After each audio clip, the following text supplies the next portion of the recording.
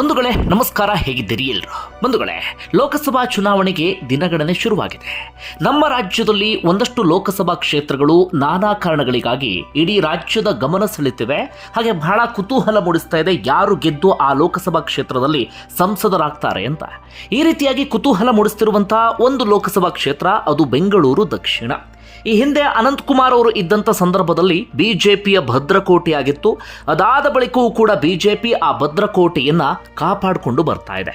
ಕಳೆದ ಬಾರಿ ತೇಜಸ್ವಿ ಸೂರ್ಯ ಅವರಿಗೆ ಟಿಕೆಟ್ ಅನ್ನು ಕೊಡಲಾಯಿತು. ತೇಜಸ್ವಿ ಸೂರ್ಯ ಬರೋಬ್ಬರಿ 3,31,192 ಮತಗಳ ಅಂತರದಿಂದ BK ಹರಿಪ್ರಸಾದ್ ವಿರುದ್ಧ ಗೆಲುವನ್ನು ಸಾಧಿಸಿದ್ರು. ಈ ಬಾರಿಯೂ ಕೂಡ ತೇಜಸ್ವಿ ಸೂರ್ಯರಿಗೆ ಟಿಕೆಟ್ ಕೊಡ್ತಾರೆ ಅಂತ ಎಲ್ಲರೂ ಅಂದ್ಕೊಂಡಿದ್ರು. ಅದೇ ರೀತಿಯಾಗಿ ತೇಜಸ್ವಿ ಸೂರ್ಯರಿಗೆ ಟಿಕೆಟ್ ಅನ್ನು ಕೊಡಲಾಗಿದೆ. ಇನ್ನು ಕಾಂಗ್ರೆಸ್ನ ಕ್ಯಾಂಡಿಡೇಟ್ ಯಾರು ಎನ್ನುವಂತ ಕುತೂಹಲ ಎಲ್ಲರಲ್ಲೂ ಕೂಡ ಇತ್ತು. ಕೊನೆಗೆ ಯಾರೂ ಕೂಡ ಅಲ್ಲಿ ಸ್ಪರ್ಧೆಗೆ ಒಪ್ಪದಂತಹ ಕಾರಣಕ್ಕಾಗಿ ರಾಮಲಿಂಗಾರೆಡ್ಡಿ ಅವರ ಪುತ್ರಿ ಸೌಮ್ಯಾ ರೆಡ್ಡಿ ಅಲ್ಲಿ ಸ್ಪರ್ಧಾ ಕಣದಲ್ಲಿ ಇದ್ದಾರೆ.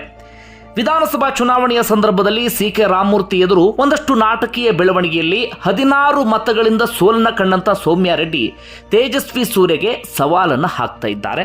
ಇಬ್ಬರು ಕೂಡ ವೆಲ್ ಕ್ವಾಲಿಫೈಡ್, ಜೊತೆಗೆ ಇಬ್ಬರೂ ಕೂಡ ಜನರಿಗೆ ಚಿರಪರಿಚಿತ ಹೆಸರು ಅಂದ್ರೂ ಕೂಡ ತಪ್ಪಾಗ್ಲಿಕ್ಕಿಲ್ಲ ಬೆಂಗಳೂರು ದಕ್ಷಿಣದಲ್ಲಿ. ಹೀಗಾಗಿ ಇಬ್ಬರಲ್ಲಿ ಮತದಾರರು ಯಾರಿಗೆ ಮಣೆ ಹಾಕ್ತಾರೆ ಅನ್ನೋದೇ ಎಲ್ರಿಗೂ ಕೂಡ ಇರುವಂತ ಕುತೂಹಲ. ಆದರೆ ಬೆಂಗಳೂರು ದಕ್ಷಿಣ ಲೋಕಸಭಾ ಕ್ಷೇತ್ರ ಅಂದಾಗ ಅಲ್ಲಿ ಬಿಜೆಪಿಯ ಅಭ್ಯರ್ಥಿ ಯಾರು ಅನ್ನೋದಕ್ಕಿಂತ ನರೇಂದ್ರ ಮೋದಿ ಅವರ ಹೆಸರೇ ಮುಖ್ಯ ಆಗತ್ತೆ. ಇದು ಬಿಜೆಪಿಗೆ ಬಹಳ ದೊಡ್ಡ ಮಟ್ಟಿಗೆ ಪ್ಲಸ್ ಅಂದ್ರೂ ಕೂಡ ತಪ್ಪಾಗ್ಲಿಕ್ಕಿಲ್ಲ. ಇನ್ನು ಕಾಂಗ್ರೆಸ್ನ ಪ್ಲಸ್ ವಿಚಾರವನ್ನು ಗಮನಿಸ್ತಾ ಹೋಗೋದಾದ್ರೆ, ಅವರಿಗೆ ಚುನಾವಣೆ ಬಹಳ ಚೆನ್ನಾಗಿ ಮಾಡಿ ಗೊತ್ತು. ಅವರು ತಮ್ಮದೇ ಆದಂಥ ರೀತಿಯಲ್ಲಿ ಚುನಾವಣೆ ನಡೆಸ್ತಾರೆ. ಹೀಗಾಗಿ ಒಂದಷ್ಟು ಅಂತಹ ವಿಚಾರಗಳು ಕಾಂಗ್ರೆಸ್ಗೆ ಪ್ಲಸ್ ಆಗಬಹುದು. ಒಟ್ಟಾರೆಯಾಗಿ ಕಾದು ನೋಡೋಣ ಬೆಂಗಳೂರು ದಕ್ಷಿಣದಲ್ಲಿ ಏನಾಗುತ್ತೆ ಅಂತ.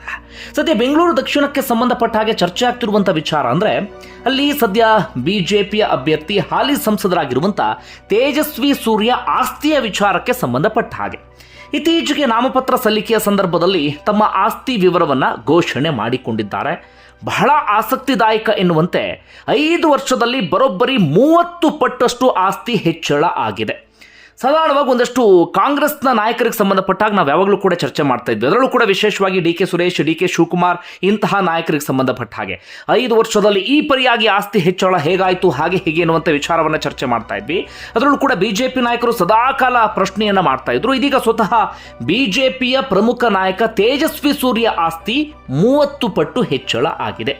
ಏನು ಕತೆ, ಆಸ್ತಿ ಹೆಚ್ಚಳಕ್ಕೆ ಕಾರಣ ಏನು, ಅದಕ್ಕೆ ಸಂಬಂಧಪಟ್ಟ ಒಂದಷ್ಟು ಸಂಗತಿಯನ್ನು ತಿಳಿತಾ ಹೋಗೋಣ. ಅದಾದ ಬಳಿಕ ಕೊನೆಯದಾಗಿ ಟಾಪ್ 10 ಕೋಟ್ಯಾಧಿಪತಿಗಳ ಪಟ್ಟಿಯನ್ನು ನಿಮ್ಮ ಮುಂದೆ ಇಡ್ತೀನಿ. ಲೋಕಸಭಾ ಚುನಾವಣೆಯ ಸಂದರ್ಭದಲ್ಲಿ ನಮ್ಮನ್ನ ಪ್ರತಿನಿಧಿಸುವಂಥವರು, ಅಂದರೆ ಮುಂದೆ ಪ್ರತಿನಿಧಿಸುವಂಥವರು, ಸದ್ಯ ಅಭ್ಯರ್ಥಿಗಳಾದಂಥವರಲ್ಲಿ ಯಾರ್ಯಾರು ಹೆಚ್ಚು ಹಣದ ಒಡೆಯರು ಅದನ್ನು ಕೂಡ ತಿಳ್ಕೊಳ್ಬೇಕಾಗತ್ತೆ.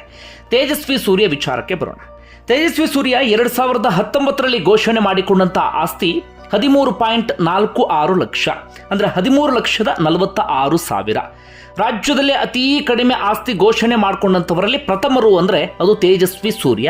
ಕಾರಣ ಏನಪ್ಪ ಅಂದ್ರೆ, ಆಗ ತಾನೇ ಅವರು ತಮ್ಮ ಎಜುಕೇಷನನ್ನು ಮುಗಿಸಿ ಅದಾದ ಬಳಿಕ ಜೂನಿಯರ್ ಲಾಯರ್ ಆಗಿ ಕೆಲಸವನ್ನು ಮಾಡ್ತಾ ಇದ್ರು. ಅದರ ಆಚೆಗೆ ಅವರಿಗೆ ಹೇಳಿಕೊಳ್ಳುವಂಥ ಆದಾಯ ಅಂಥದ್ದು ಯಾವುದೂ ಕೂಡ ಇರಲಿಲ್ಲ. ಹೀಗಾಗಿ 13,46,000 ರೂಪಾಯಿ ಆಸ್ತಿಯನ್ನು ಘೋಷಣೆ ಮಾಡಿಕೊಂಡಿದ್ರು. ಈಗ ಮೊನ್ನೆ ಅವರು ಘೋಷಣೆ ಮಾಡಿಕೊಂಡಿರುವಂಥ ಆಸ್ತಿ, ಈಗ ಅವರು ಕೋಟ್ಯಾಧಿಪತಿಯಾಗಿದ್ದಾರೆ. 4,10,00,000. ನನ್ನ ಬಳಿ ಸ್ವಂತ ಮನೆ ಇಲ್ಲ, ಕಾರ್ ಇಲ್ಲ, ಬೈಕ್ ಇಲ್ಲ, ಆದರೆ ಒಟ್ಟಾರೆಯಾಗಿ 4,10,00,000 ರೂಪಾಯಿ ಆಸ್ತಿಯ ಒಡೆಯ ಅಂತ ಅವ್ರು ಘೋಷಣೆ ಮಾಡಿಕೊಂಡಿದ್ದಾರೆ. ಅದರಲ್ಲಿ ಬಹುತೇಕ ಮ್ಯೂಚುವಲ್ ಫಂಡ್, ಶೇರ್ ಮಾರ್ಕೆಟ್ ಇಲ್ಲೆಲ್ಲ ಕಡೆಗಳಲ್ಲೂ ಕೂಡ ಹೂಡಿಕೆ ಮಾಡಿದ್ದಾರೆ. ಯಾಕೆ ಚರ್ಚೆ ಆಗ್ತಿದೆ ತೇಜಸ್ವಿ ಸೂರ್ಯ ಆಸ್ತಿಗೆ ಸಂಬಂಧಪಟ್ಟ ಹಾಗೆ ಅಂದರೆ, ತೇಜಸ್ವಿ ಸೂರ್ಯ ಇತ್ತೀಚೆಗಷ್ಟೇ ಒಂದು ಖಾಸಗಿ ವಾಹಿನಿಯಲ್ಲಿ ತಮ್ಮ ಆಸ್ತಿ ವಿಚಾರಕ್ಕೆ ಸಂಬಂಧಪಟ್ಟ ಹಾಗೆ ಹೇಳ್ಕೊಂಡಿದ್ರು.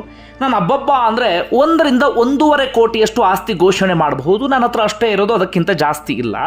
ಯಾಕಂದರೆ ನನಗೆ ಯಾವುದೇ ರೀತಿಯಲ್ಲೂ ಕೂಡ ಆದಾಯದ ಮೂಲ ಇಲ್ಲ, ಎಲ್ಲೆಲ್ಲಿಂದಲೂ ನನ್ನ ಬ್ಯಾಂಕ್ಗೆ ಅಥವಾ ನನ್ನ ಅಕೌಂಟ್ಗೆ ಹಣ ಬರೋದಿಲ್ಲ ಎನ್ನುವಂಥ ವಿಚಾರವನ್ನು ಅವರು ಪ್ರಸ್ತಾಪ ಮಾಡಿದರು. ಅವರೇ ಹೇಳ್ಕೊಂಡ ಹಾಗೆ ಅವರಿಗೆ ಆದಾಯದ ಮೂಲ 2 ಸಂಸದರಾಗಿರುವಂಥ ಕಾರಣಕ್ಕಾಗಿ ಅವರಿಗೆ ಸಿಗುವಂಥ ಸಂಬಳ, ಹಾಗೆ ಚಿಕ್ಕದಾಗಿರುವಂಥ ಒಂದು ಲಾ ಫರ್ಮ್ ಇದೆಯಂತೆ, ಒಂದು 4-5 ಜನ ಪಾರ್ಟ್ನರ್ಶಿಪ್ ಅಲ್ಲಿ ನಡೆಸುವಂಥ ಒಂದು ಲಾ ಫರ್ಮ್.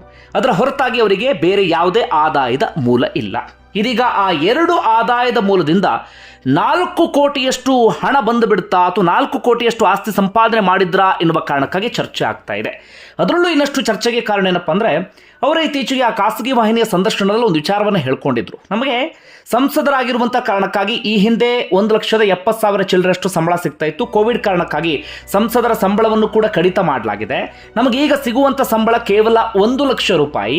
ಪ್ರತಿದಿನ ನಮ್ಮ ಕ್ಷೇತ್ರದ ಮತದಾರರು ನನ್ನ ಆಫೀಸಿಗೆ ಬರ್ತಿರ್ತಾರೆ. ಅವರಿಗೆ ಕಾಫಿ ಬಿಸ್ಕೆಟ್ ಕೊಡೋದಕ್ಕೆ ಜೊತೆಗೆ ಬೇರೆ ಬೇರೆ ಒಂದಷ್ಟು ಖರ್ಚು, ಅದೆಲ್ಲದಕ್ಕೂ ಕೂಡ ನನ್ನ ಸಂಬಳ ಕರಗಿ ಹೋಗ್ತಾ ಇದೆ. ಒಂದೇ ₹1 ಕೂಡ ನನಗೆ ಉಳಿಸೋದಕ್ಕೆ ಸಾಧ್ಯ ಆಗ್ತಾ ಇಲ್ಲ. ಹೀಗಾಗಿ ನನ್ನ ಸಂಬಳ ಏನೇನು ನನಗೆ ಸಾಕಾಗ್ತಿಲ್ಲ ಎನ್ನುವ ರೀತಿಯಲ್ಲಿ ತೇಜ್ ಸೂರ್ಯ ಮಾತಾಡಿದ್ರು. ಆದರೆ ಇದೀಗ ಆಸ್ತಿ ಘೋಷಣೆ ಮಾಡುವ ಸಂದರ್ಭದಲ್ಲಿ ದಿಢೀರಂತ 4,10,00,000 ರೂಪಾಯಿಯಷ್ಟು ಘೋಷಣೆ ಮಾಡಿಕೊಂಡಿರುವ ಕಾರಣಕ್ಕಾಗಿ ಒಂದಷ್ಟು ಚರ್ಚೆ ಆಗ್ತಾ ಇದೆ. ನನಗೆ ಸಂಬಳ ಸಾಕಾಗ್ತಾ ಇಲ್ಲ, ನನಗೆ ಬೇರೆ ಯಾವುದೇ ಆದಾಯದ ಮೂಲವೂ ಇಲ್ಲ ಅಂತ ಹೇಳಿದ್ರಲ್ಲ, ಇಷ್ಟೊಂದು ಹೇಗೆ ಆದಾಯ ಬಂತು ಅಥವಾ ಆಸ್ತಿ ಬಂತು ಎನ್ನುವಂಥ ಚರ್ಚೆ.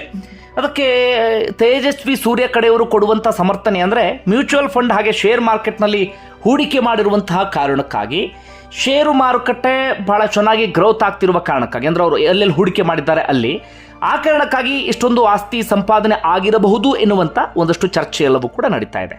ಒಟ್ಟಾರೆಯಾಗಿ ತೇಜಸ್ವಿ ಸೂರ್ಯ ಬರೋಬ್ಬರಿ 30 ಪಟ್ಟು ಹೆಚ್ಚಳ ಆಗಿರುವಂಥ ಆಸ್ತಿಯನ್ನು ಇದೀಗ ಘೋಷಣೆ ಮಾಡಿಕೊಂಡಿದ್ದಾರೆ. ಇದು ಸಹಜವಾಗಿ ಒಂದಷ್ಟು ಚರ್ಚೆಗೆ ಗ್ರಾಸವಾಗಿದೆ. ಇನ್ನು ಜನಕ್ಕೆ ಬಿಟ್ಟಂತ ವಿಚಾರ, ಜನ ಇದನ್ನ ಯಾವ ರೀತಿ ಬೇಕಾದರೂ ರಿಸೀವ್ ಮಾಡಬಹುದು. ಇನ್ನು ಟಾಪ್ 10 ಕೋಟ್ಯಾಧಿಪತಿಗಳ ಪಟ್ಟಿಗೆ ಬರೋದಾದ್ರೆ, ಮೊದಲ ಸ್ಥಾನದಲ್ಲಿ ನಿರೀಕ್ಷೆಯಂತೆ ನಿಲ್ಲುವಂತಹವರು DK ಸುರೇಶ್. 2013 ಸಂದರ್ಭದಲ್ಲಿ 45ರಿಂದ 47 ಕೋಟಿಯ ಆಸುಪಾಸಿನಲ್ಲಿ ಆಸ್ತಿ ಇತ್ತು. ಇದೀಗ ಅದು 593 ಕೋಟಿಗೆ ಜಂಪ್ ಆಗಿದೆ. ಸದ್ಯ ಇರುವಂಥ ಅಭ್ಯರ್ಥಿಗಳಲ್ಲೇ ಟಾಪ್ 1 ಅತಿ ಶ್ರೀಮಂತ ಅಂದರೆ ಅದು DK ಸುರೇಶ್, 593 ಕೋಟಿ.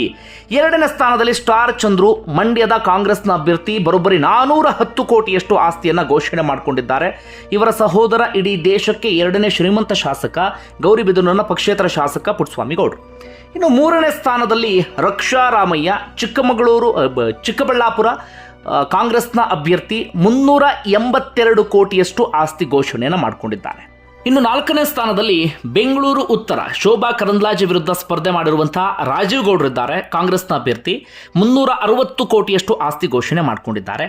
5ನೇ ಸ್ಥಾನದಲ್ಲಿ HD ಕುಮಾರಸ್ವಾಮಿ ಇದ್ದಾರೆ, ಬರೋಬ್ಬರಿ 217 ಕೋಟಿಯಷ್ಟು ಆಸ್ತಿ ಘೋಷಣೆ ಮಾಡಿಕೊಂಡಿದ್ದಾರೆ.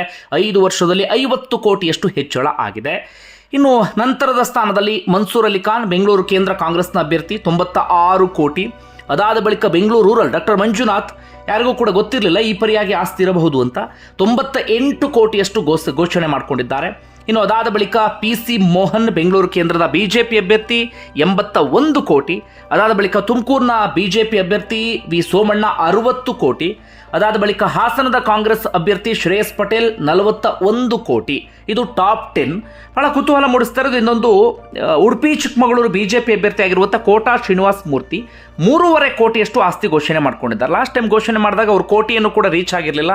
ಅವರೇ ಸದಾಕಾಲ ಹೇಳ್ತಾ ಇದ್ರು, ನಾನು ಅತ್ಯಂತ ಸರಳ ಸಣ್ಣ ಮನೆಯಲ್ಲಿದ್ದೇನೆ, ಹವಾಯಿ ಚಪ್ಪಲಿಯನ್ನು ಧರಿಸ್ತೇನೆ ಅಂತ. ಆದರೆ ಇದೀಗ ನೋಡುವಾಗ ಕೋಟ್ಯಾಧಿಪತಿ ಆಗಿದ್ದಾರೆ, 3.5 ಕೋಟಿಯಷ್ಟು ಆಸ್ತಿ ಘೋಷಣೆ ಮಾಡ್ಕೊಂಡಿದ್ದಾರೆ. ಇದು ಒಂದಷ್ಟು ಕೋಟ್ಯಾಧಿಪತಿಗಳ ಪಟ್ಟಿ. ಬಂಧುಗಳು, ನಿಮಗೆ ಅನಿಸುತ್ತೆ? ಕಮೆಂಟ್ ಬಾಕ್ಸಲ್ಲಿ ಮೆನ್ಷನ್ ಮಾಡಿ. ಧನ್ಯವಾದ.